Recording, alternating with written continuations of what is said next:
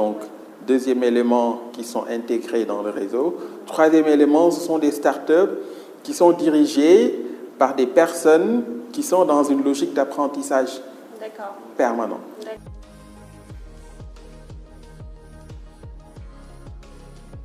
Il faut savoir prendre du recul, faire un zoom arrière vis-à-vis de ce que la société attend de nous.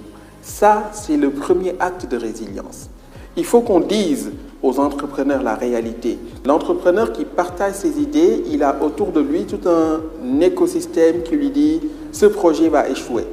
C'est notre société qui est comme ça, elle est pessimiste. Merci beaucoup du coup Mamadou pour ces réponses qui sont très riches. La question qui me vient ensuite finalement c'est quel est le plus gros challenge que l'entrepreneur sénégalais qui décide finalement de se lancer ici au Sénégal va rencontrer selon vous? Le plus gros challenge c'est lutter contre les pesanteurs sociales. D'accord. C'est vraiment ça le plus gros challenge. C'est-à-dire les pesanteurs? Les pesanteurs sociales. Alors notre société, on est dans des communautés dans lesquelles le collectif a une très forte emprise sur l'individuel. Oui. Quand je dis le collectif, c'est des sociétés très communautarisées, oui, dans lesquelles l'esprit de propriété individuelle est noyé par la propriété collective. Ce qui m'appartient appartient à tout le monde. Ma réussite doit d'abord être une réussite collective.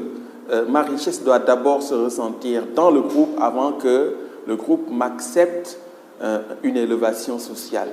Donc, je dis ça pour vous montrer que quand on est dans une société pareille, ces pesanteurs font qu'on partage tout, nos projets, nos idées, nos ambitions, nos succès et nos difficultés. Et c'est au moment même du lancement de l'idée que les pesanteurs commencent à exercer leur emprise sur l'entrepreneur. L'entrepreneur qui partage ses idées, il a autour de lui tout un écosystème qui lui dit « ce projet va échouer ». C'est notre société qui est comme ça, elle est pessimiste. Ce n'est pas une société portée vers l'investissement, c'est une société qui a une très forte, un très fort rejet de tout ce qui est risque.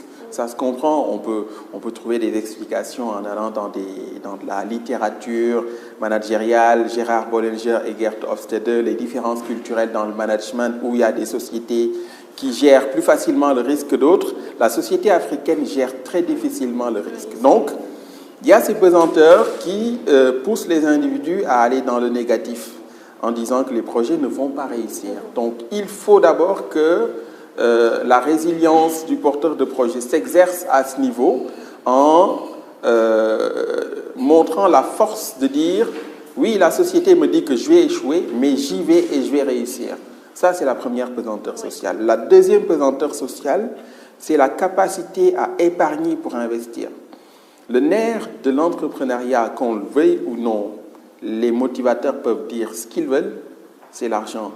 On ne peut pas entreprendre si on n'a pas les moyens financiers. Et ces moyens financiers, on les mobilise d'abord en ayant une épargne individuelle. C'est avec cette épargne que l'on va donner son apport personnel dans le montage financier. Et cette épargne, pour l'avoir dans nos sociétés, c'est très difficile parce qu'il y a les sollicitations qui viennent de tous bords, de la famille proche et éloignée, qui font que les porteurs de projets ont du mal à sortir de l'argent. Mais il y a d'autres méthodes qui auraient permis de contourner cela. C'est celle consistant à faire appel à la solidarité familiale et des proches pour mobiliser ces ressources. Malheureusement, c'est un levier qui est très peu utilisé. Donc, la deuxième pesanteur, comme je l'ai dit, c'est mobiliser l'épargne parce qu'on est sollicité de tous bords. La troisième pesanteur, elle est d'ordre technique. C'est que très souvent, les porteurs de projets ne prennent pas le temps de consulter les experts qu'il faut, de monter un business plan suffisamment solide avec tous les aspects techniques du projet, les difficultés, les écueils, toutes les subtilités et après un montage financier, mais vraiment, excusez-moi le terme, béton comme on dit, parce que ce n'est qu'à partir de ces éléments qu'on peut mobiliser les ressources auprès de partenaires financiers. Essentiellement, ce sont ces trois écueils. Les pesanteurs sociales, Le deuxième élément, c'est la mobilisation des ressources financières. Le troisième élément, il est lié à ce que je viens de dire là, c'est la partie technique du projet, structuration d'un bon business plan pour avoir l'adhésion des porteurs de projet. Après maintenant, il y a la réalisation. Les 3 premières années sont critiques. Oui. Au Sénégal, en France, c'est les 3 premières années. Au Sénégal, c'est même les 2 premières années qui sont vraiment critiques. Je pense qu'il pourra en parler parce qu'il a fait une étude là-dessus, Mamadou. Mamadou, est-ce que tu peux nous en dire plus du coup, finalement sur ces 2 premières années de l'entrepreneur, finalement qui vient notamment solliciter un petit peu d'aide auprès de vous, quels va être finalement les challenges les plus fréquents, les plus récurrents chez ces entrepreneurs? Donc j'ai accompagné plusieurs start-upers dans le cadre du business development, donc tout ce qui est développement d'activités, mais l'expérience a montré que beaucoup de start-up ne réussissent pas au début parce que, comme il vient de le dire, il n'y a pas au début un business plan qui montre une vision. Parce que souvent, quand tu demandes à un start-upper quelle est votre vision, généralement, la plupart n'ont pas de vision. Alors, il y a l'aspect vente, il n'y a pas de business model au départ. Je leur demande comment vous comptez gagner de l'argent avec ce projet. Ils n'ont pas la réponse. Ils ne définissent pas la stratégie, les missions. Alors, le côté financier également, parce que souvent, de très bonnes idées, mais ils n'ont pas un financement, le financement qu'il faut pour réaliser le projet.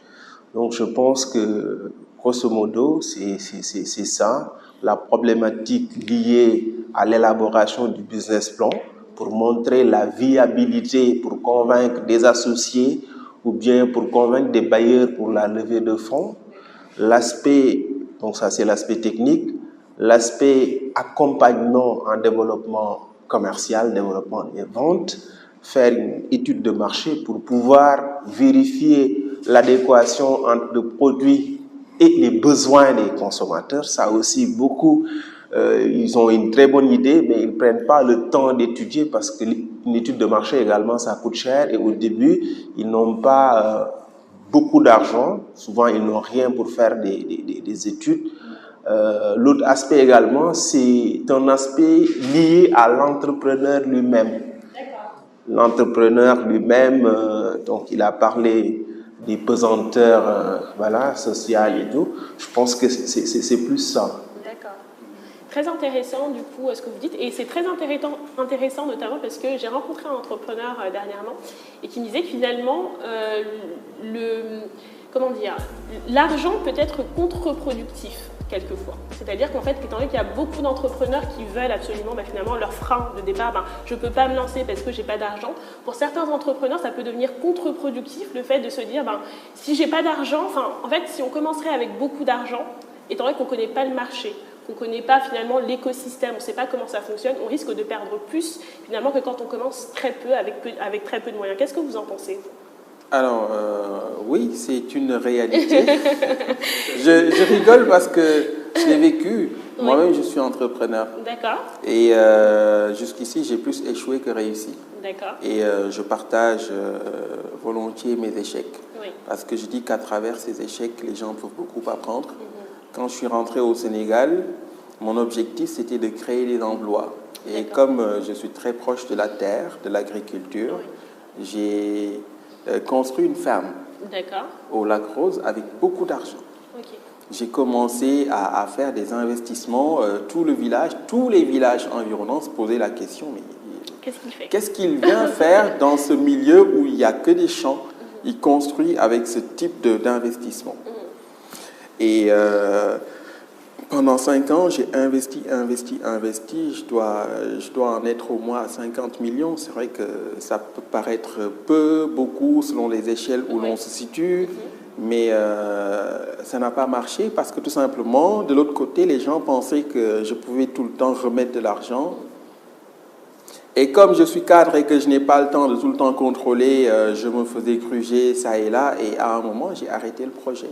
D'accord. Donc oui, selon les circonstances, venir démarrer avec beaucoup d'argent peut engendrer des facteurs d'échec. Mais on ne peut pas mettre en place un projet sans moyens financiers. Il ne faut pas se voiler la face.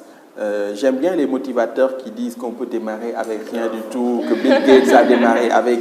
Mais il y a toujours une personne, un facteur X quelque part, qui met son argent à un moment dans le projet pour permettre à ce projet de décoller.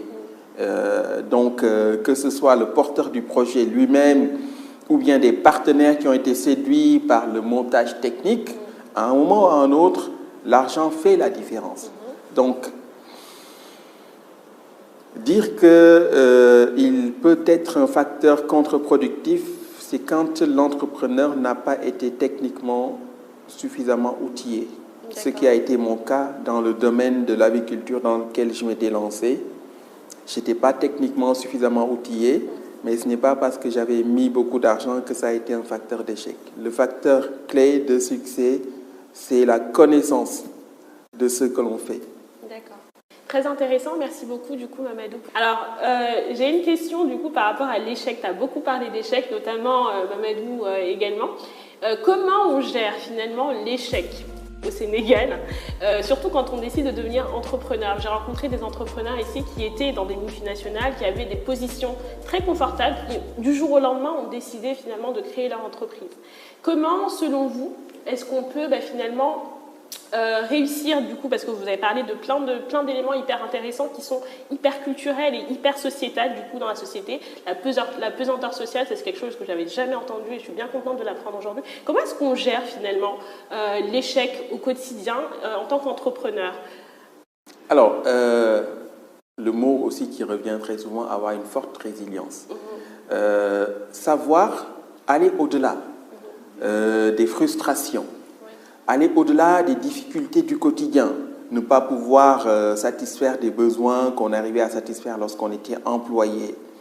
Savoir se départir des attentes de la société par rapport à nous. Quand je dis des attentes, on dit que dans une société, les statuts et les rôles qu'on a, une fois qu'on les a, même si on change de statut, la société continue de nous mettre cet habit.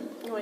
On a été directeur, si on change et qu'on devient entrepreneur, même si on n'a pas de salaire, on attend de nous qu'on continue à donner tout ce qu'on donnait dans la société. Il faut savoir créer un voile entre nous et ces pesanteurs sociales.